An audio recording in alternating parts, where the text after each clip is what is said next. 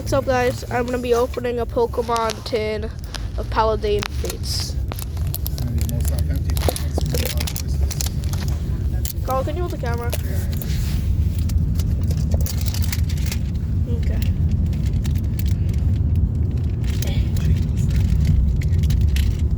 Why is it so heavily put together? Okay. So we got this. Then we got this. Are these stickers? This is a sticker. Okay. And then we got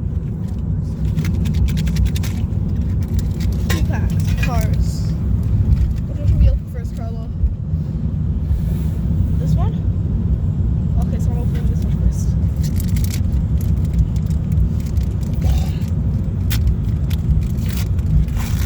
Oh, just a bad sign. It's green. Okay, so if I remember the trick for this, it's 1, 2. No, it's not. Okay, rare card first, I guess. So it was 1. Okay. The rare card is an Espatra. Shark that. Ross.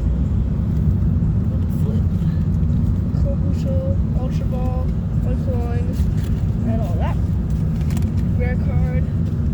You go there. Now time to open this pack. I had a good feeling about this one. Are you filming me good, Carlo? No.